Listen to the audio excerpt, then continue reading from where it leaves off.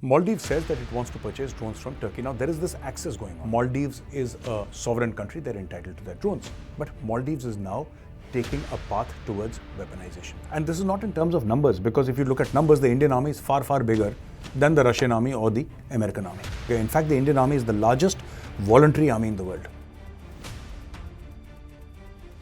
Jai Hind friends, I'm Major Gaurav and you're watching the CHANAKYA Dialogues English. Like this video, subscribe to our channel and don't forget to press the bell icon. Now there is news from Maldives, and this is not about Maldives versus Lakshadweep. This is about Maldives wanting to purchase drones from Turkey. Now Turkey has a host of drones. It has a pretty advanced drone ecosystem which consists of surveillance drones, armed drones, kamikaze or suicide drones, everything. So Maldives says that it wants to purchase drones from Turkey. Now there is this axis going on. And we have to understand this axis. At one end, we have China, then we have Pakistan, we have Turkey, now we have Maldives. And this is an axis that is taking shape. Now, the main principle is China. Turkey does not have money.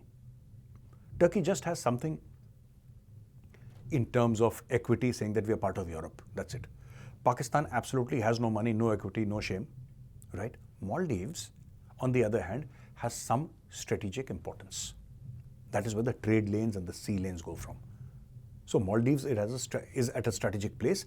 Pakistan is at a strategic place only when the white man is in Afghanistan. Otherwise, nobody cares about Pakistan. Pakistan is absolutely and totally ignored every time because of their own shenanigans. Anyway, now, what has happened is that slowly and slowly what these people are trying to do is trying to turn Maldives away from India.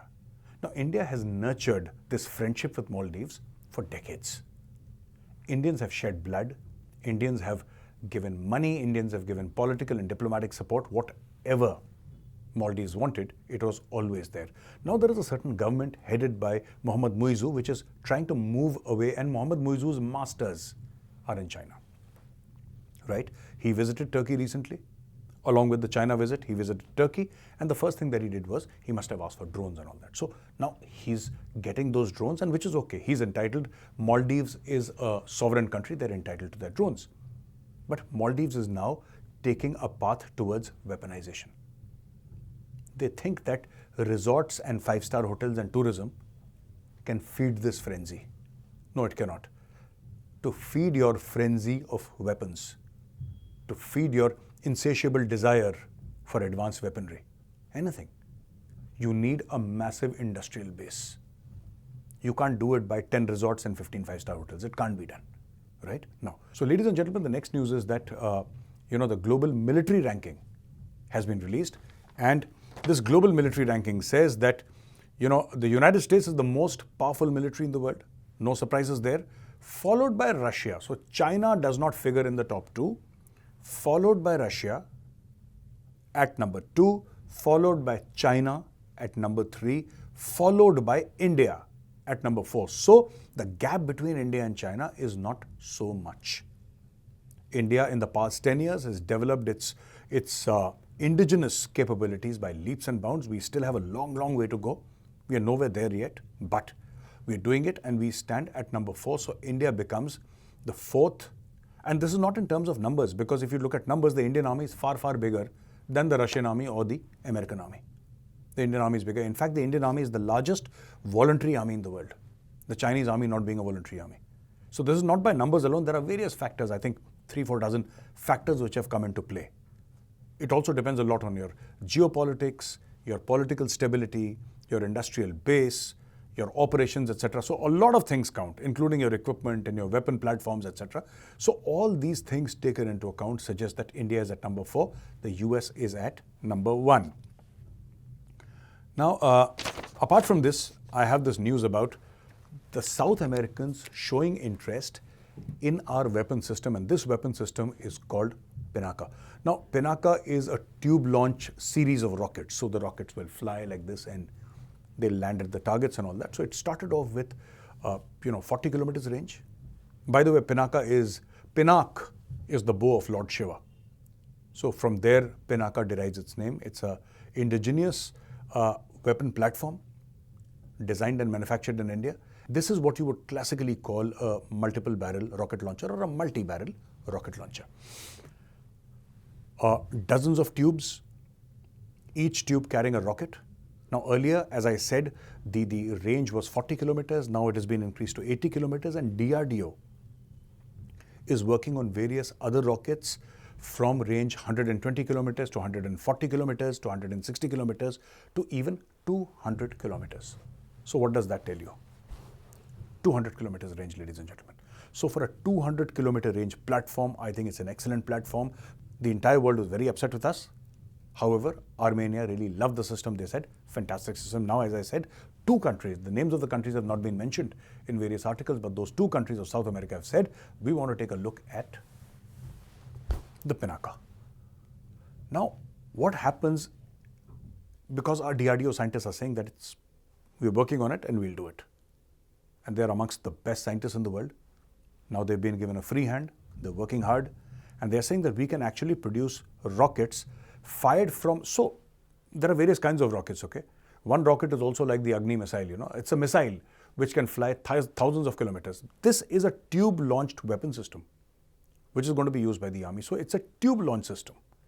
In a tube-launch system, ladies and gentlemen, what happens is that you have a vehicle-mounted, an 8x8 platform. Earlier, it used to be, I think, if I remember correctly, it used to be a Tatra. Long back when I was in service, now apparently the Tatas, so Tatra is East European, Tata is Indian. So from Tatra to Tata, this entire journey is complete, and now it is a Tata platform on which these Pinakas rest and from which they fire. They have the shoot and scoot capability, which means that they engage with the target, they shoot their rockets, and then this vehicle can go elsewhere. Because if you shoot from one place, there will be counter bombardment and they will try and hit you. The enemy will try and hit you. So they have this shoot and scoot capability also, and excellent system. If you can get 200 kilometers range, then you can say good morning to Lahore. I mean, you can say good morning to important places in Punjab. You can say good morning to important cities in Sindh, in POK, in Khyber Pakhtunkhwa. So all this is within the realm of possibility now, an A-grade artillery system, A-grade artillery system. Now, taking all these things into account, ladies and gentlemen, you'd also have heard the news, the latest news, that Iran has fired a series of drones and missiles at a target inside Pakistan. Jaish-e-Adal is a Sunni Muslim terror group which functions out of Pakistan, and Jaish-e-Adal people were the one who had actually started attacking Shia Muslims in Iran. They had attacked the border guards, they had attacked the Republican guards, they were attacking everybody, and they'd just melt back into Pakistan, into their mountains, and nobody could do anything about it. And Pakistan would scream sovereignty and respecting the borders, what Pakistan, all that nonsense. But Iran did not care. Iran fired missiles. Now Pakistan says that a couple of children have been killed. If yes, very unfortunate. But what Iran has done is, after firing and after doing what it wanted to do, that is send a message, Iran has said that it was all a mistake, I think we fired in error and this was a mistake. Somebody fired by mistake. That is what Iran is saying now. The story is still developing. We'll have more for you maybe tomorrow, but till now Iran is saying it's a mistake. Now, a lot of mistakes have happened in the past with respect to Pakistan. India mistakenly fired a BrahMos missile inside Pakistan. Iran fired a series of missiles and drones inside Pakistan by mistake. But ladies and gentlemen, Pakistan has reacted typically like Pakistan. And the reaction is so disappointing. There is nothing tangible in their response. It's a very lopsided sort of response. So the Pakistani army will say almost nothing, right? Because they are the ones who will have to fight. Civilians can scream and shout because civilians will not fight. Is the Pakistan army who will have to fight if push comes to shove, and they are not interested in fighting. So the Pakistani army has kept away. They've just just a casual sort of formal condemnation of what Iran has done, and that's about it. Out. Keep quiet. Don't do anything. The Foreign Office, on the other hand, has also come up with a stronger condemnation of what the Iranians did, and we strongly condemn it. So one condemned it, one strongly condemned it. But You know who is going to war with Iran? It is the Pakistani TV anchors and Pakistani YouTubers. They're going to war, and they said, how can Iran do this to us? And doesn't Iran realize that we are a nuclear weapon state and we can annihilate Iran when we so desire and all that? You know, big talk. Most of these guys are from Lahore, Pakistani Punjab. And you know my opinion on these people. People from Pakistani Punjab. Pakistani Punjabis are loudmouths. 0 plus 0 is equal to 0. 0 multiplied by 0 is equal to 0. 0 minus 0 is equal, it's a 0. Pakistani Punjab is a big fat 0, right? And these people are threatening nuclear war, and they're saying, don't you know we have atom bombs, and don't you know we have nuclear bombs and all that? I would just like to tell them that if you do have weapons, use them. Stop talking. If you really believe that you have been attacked, if you really talk about your sovereignty having been violated by Iran, what are you going to do about it? I want to know what action Pakistani army is going to take. That's all. Enough of this condemnation. What are you going to do about it? Tell us that. So, ladies and gentlemen, this is how it's happening. The war is spreading. You know, we just thought 2 years back that it's going to be just Ukraine and Russia. It was. Then Israel was attacked by Hamas. So Israel and Hamas, Palestine, joined in. Now it's Iran attacking Pakistan, Iran attacking Iraq. It is Turkey trying to bomb Syria and Iraq.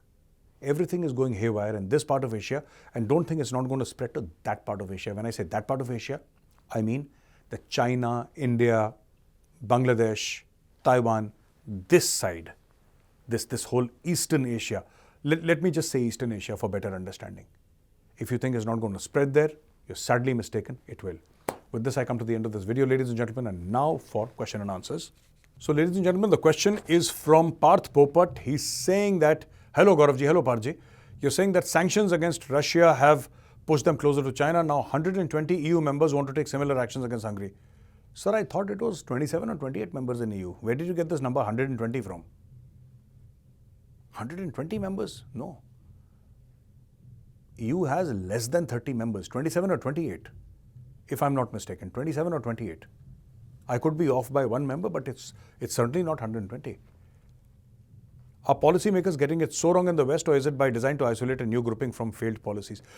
See, whenever you push somebody, it's not that that country is going to disappear here. That country will find sustenance and find friendship in like-minded people, and this is exactly what Russia has done. So I don't know about them pushing Hungary or not pushing Hungary, because Hungary is a European country. How far are they going to push Hungary, and for what? Hungary has not invaded anybody. They might have dissonance as far as policy is concerned. They might even not try and talk to each other. But to say that they are going to boycott Hungary and sanction Hungary, I don't think that is true. So, ladies and gentlemen, thank you very much for watching this video. If you like this video, press the like button, subscribe to our channel. Don't forget to press the bell icon. Jai Hind, Vande Mataram, Bharat Mata Ki Jai.